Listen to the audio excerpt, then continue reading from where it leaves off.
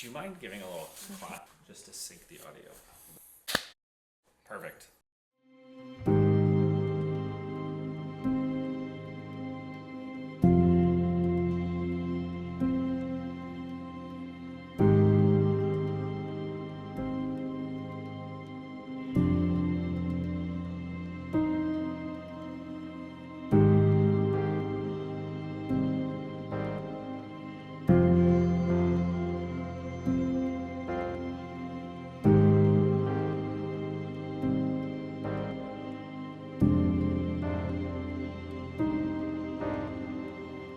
My story is a story that continues to evolve into a strong and deep connection with my Jewish identity and my Jewish community. I grew up in an interfaith family. My father was Jewish, my mother was not, although she volunteered with Hadassah and at times seemed more Jewish than my father. While there was very little ritual religion practiced in our home, I went to Hebrew school 3 times a week to learn Hebrew, the history of the Jewish people, and how to celebrate the Jewish holidays. I knew I was Jewish, and I've never forgotten this. In grade 2, at the age of 7, one of my classmates called me a dirty Jew. When I told my parents, my father said, "It's his father, that's where he got that." My family shared the Jewish holiday traditions with my grandparents, aunts, uncles, and cousins. The Passover Seders we celebrated at my grandparents' home still stands out today as my most vivid and cherished childhood memory. When I was 12 years old, my parents asked me if I wanted a bat mitzvah. My answer was a resounding no. I was by then immersed in the world of competitive swimming, training tight twice a day, 6 days a week, with dreams of one day representing Canada at the Olympic Games. I did not want anything to interfere.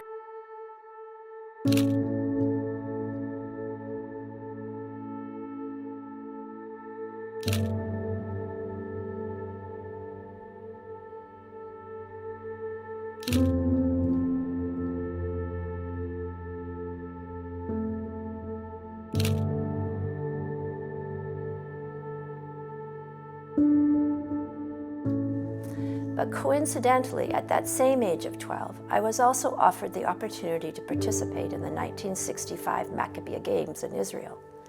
I had never heard of the Maccabiah Games, but I was pretty excited at the idea of representing Canada and going to Israel. My father was friends with a Jewish fencer, Peter Bocconi of blessed memory, and he and his wife Vera were my chaperones. The flight to Israel included a stopover in Montreal, where the rest of the team gathered and where I was immersed in a new and larger Jewish family. The highlights of the competition for me there were seeing Mark Spitz swim, training in the large outdoor pool, swimming my races, and making the finals. Throughout, it was amazing to connect with Jewish athletes from around the world, including an Israeli swimmer who was already serving in the army. When the games were over, we traveled to the Dead Sea and then Jerusalem. In 1965, Jerusalem was still a divided city. From a rooftop, sectioned off by barbed wire down the middle, I looked down and saw Arabs in their flowing robes camped outside. I did not understand the politics of the Middle East at that time, but I did feel the tension. We could not get to the Western Wall, and I only saw the Old City from the outside. Before we left Israel, I met with my grandfather's sister and her family. They had emigrated from Poland to Israel in the early 1930s, starting a kibbutz just south of Tel Aviv. I met a cousin my age, and we became instant friends, and we are still in touch and friends to this day. My grandfather's sister, I had been warned, was not going to be very receptive to me. My mother was not Jewish, and this offended her. I remember her profile as she sat in a chair at a small table beside the window, looking straight ahead as I approached from the side. She didn't turn to look at me or greet me. I decided to try to reach out to her by using some of my Hebrew gleaned from those thrice weekly classes. I said shalom and a few other words or sentences in Hebrew. She turned, she looked at me, and she smiled. For a long time, I viewed that meeting with my great aunt and my trip to Israel as my bat mitzvah or my Jewish coming of age moment. However, for my 60th birthday, I did a full bat mitzvah. I had such a wonderfully rich experience at those Maccabiah Games, but when it was over, I set it aside and focused on my swimming career.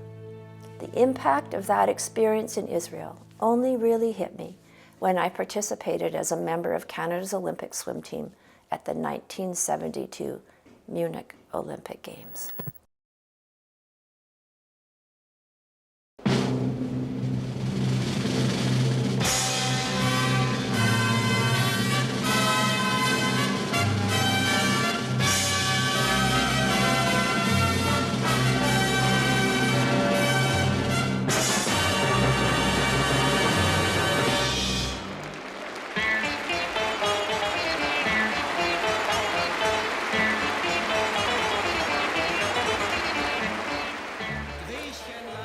There I was, finally at the Olympic Games, something that I had dreamed of and had been working towards for more than 10 years.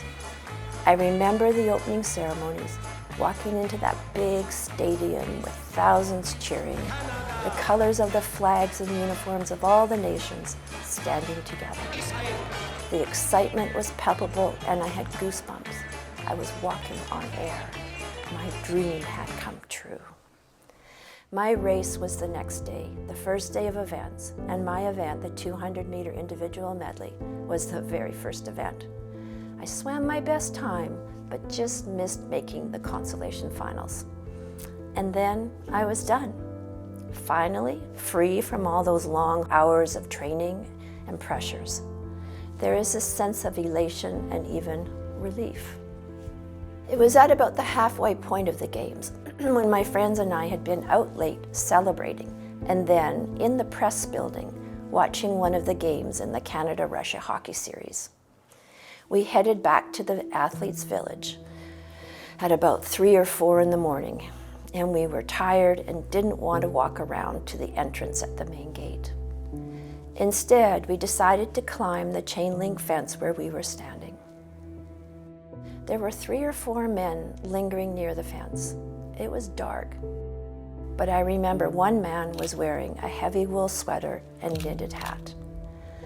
I recall a few men were wearing tracksuits, but oddly they had no country name on them. They had with them what appeared to be large sports bags. When we started to scale the fence, the 4 men climbed with us. Did they look like athletes? Not at all. But they didn't look threatening to us either. There was very little security around the athletes' village, and the whole Olympics at that point had an air of innocence and wonder for me, for everyone. As well, 1972, the world was a very different place than it is today. After scaling the fence, I returned to my dorm and fell asleep, but was awoken to the sound of helicopters flying overhead. To this day, I am still traumatized by the sound of helicopters. I later learned that these men were part of the PLO faction of the Black September terrorist group, who infiltrated the athletes' village, entered the building where the Israeli athletes were staying, killed 2 at the outset, and held 9 others hostage throughout the day. When I went to find out what was happening, I ended up confined for security reasons in the Canadian Medical Building for the rest of the day. From that vantage point, I witnessed much of the drama, including the negotiations between the Palestinian terrorist leader and the German authority. I could see clearly the window where an armed terrorist was holding the 9 Israelis hostage. I watched the Palestinian leader, wearing a white Panama-type hat, walking jauntily back and forth across the bridge. I could not fully comprehend what was happening, but I could see the weapons. A Canadian diver who was with us in the medical building decided he would sit on the roof to get a better view. Over a loudspeaker, a voice boomed out, "If you don't get down from there, they will shoot you." Later, in the lower level of that building, 10 of us crammed into a shower stall, and peering out of a narrow window, we saw the Israelis being led, blindfolded and hands bound, onto a bus that was to take them to the airport. Shortly after, I had heard that the 9 Israelis had been freed in an ambush and were safe and alive. Of course, this proved to be false. When the German police stormed their planes at the airport, a gunfight occurred. The Palestinian terrorists threw a grenade into the helicopter and plane where the hostages were waiting. All 9 Israelis perished. I attended the memorial service for the 11 Israeli team members, and I remember feeling disillusioned and angry. It seemed a farce. Flags were ordered to be set at half-mast, but the Arab countries raised theirs again. Die wir mit festem Vertrauen auf den guten Willen aller Menschen die Spiele der 20. Olympiade vorbereitet haben, ist dieser Tag ein Tag unendlicher Trauer. Die olympische Idee ist nicht widerlegt. Wir sind ihr stärker verpflichtet als zuvor. The words of Avery Brundage, the IOC president, seemed empty and meaningless to me. His statement, "The games must go on," are infamous to this day. The Olympic Games did continue for another week, but I didn't stay for the closing ceremonies. With a very heavy heart, I left the Olympic Village following that memorial ceremony. Years later, when I read George Jonas's book, Vengeance, I resonated with this line. While nations raised their flags in victory, the Israelis carried their dead out in coffins.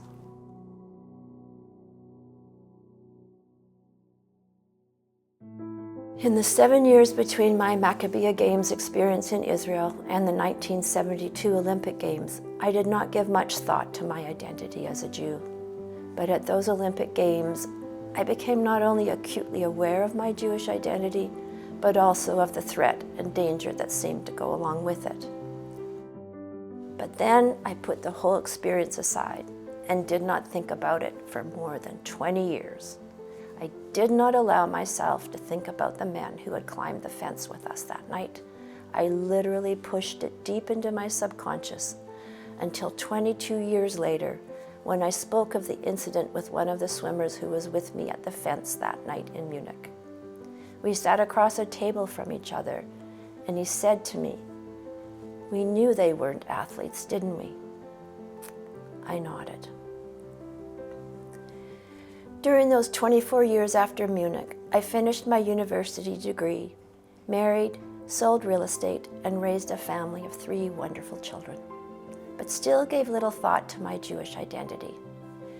It was about 25 years ago that I started to take steps towards reclaiming my faith and my heritage. I went through a conversion course and trip to the mikveh. It became important to me that I was halachically Jewish and that there would be no barriers to my being accepted in the Jewish community. In 2006, I was invited to chair the swimming for the JCC Maccabiah Games in Vancouver. It was the first time we'd ever hosted a JCC Maccabiah Games. I jumped at the opportunity to be able to give back to my Jewish community, and through an avenue I knew well, swimming. The local Jewish newspaper wanted to write a story about me. They had heard that I had participated at the Munich Olympic Games, but they didn't know the whole story. Following the interview and my telling of the whole story, and when it was published, I was asked to speak about my Munich Olympic Games experience at the Maccabiah Games opening ceremonies. I was surprised to learn that at every JCC Maccabi and International Maccabiah Games, a special tribute is paid to the Israeli athletes who were murdered in Munich. Oh, say shalom b'noma, hu yaseh shalom aleinu, ve'arko Yisrael, ve'imu imu ameh. There were close to 10,000 people in attendance at our JCC Maccabiah Games opening ceremonies. And when I finished speaking, I walked down the steps from the stage and people jumped up to embrace me. I was shaking and started to cry. That speaking experience served as a huge gateway for my reconnection to my Jewish roots and identity.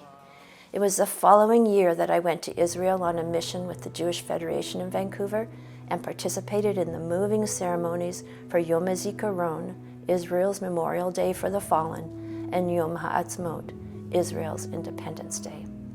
Those two contrasting days were an intense emotional reminder for me of what I had experienced in Israel in 1965 and in Munich in 1972. I came back to Vancouver and made the decision to get more involved as a volunteer leader in my community. Starting out in campaign as Vice Chair of Community, on to Women's Philanthropy Chair, 12 years on the Federation Board, and then Federation Board Chair. I sat on the Jewish Family Services Board and for a short time chaired that as well. I also served as board trustee on CJPAC and now am an honorary trustee. As well, I chair the CJIS Partnership Council and proudly serve on the Jewish Agency Board of Governors. In the winter of 2010, I had the honor of carrying the Olympic torch on one of the very last legs of its journey into the opening ceremonies of Vancouver's 2010 Winter Olympic Games. As I stood waiting to ignite my torch, I felt proud to be a Canadian, but more importantly, I felt proud to be a Jew. Ever since my experience at Munich, I had held ambiguous feelings about the Olympic Games, and I wasn't sure how much, if at all, I wanted to get involved in Vancouver's Olympics that winter. I entered my name at the last minute in the last round for an opportunity to participate in the torch relay. And as luck would have it, I was given a spot in Vancouver on the last day as one of the last 5 runners before it went into the stadium for the opening ceremonies. Wow, I was thrilled and caught up in the excitement. Shortly after that, though, and a few months before the Winter Olympic Games began, our Vancouver Holocaust Education Center opened an exhibit called Berlin 36, More Than Just Games. I learned at this exhibit the history of the torch relay. I don't know if you all know where the history originates, but it actually was from the Berlin 1936 Olympics.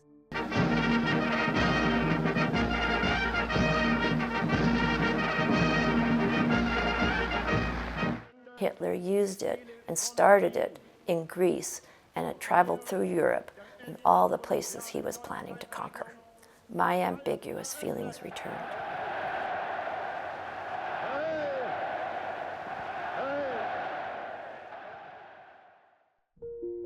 Yet I also saw the immense pride and unifying effect the torch relay was having on Canada as it was crossing the country, and I once again got caught up in the excitement. A week before the Games began in Vancouver, an article appeared in the Globe and Mail, our national newspaper. It described a video that was being shown to all torch relay participants as they were being driven to their starting places. It was meant to inspire. The video opened with a segment from Leni Riefenstahl's film, commissioned by Hitler for the 1936 Berlin Olympics. The Nazi symbols and salutes had been edited out, but it was clear where the clip had originated.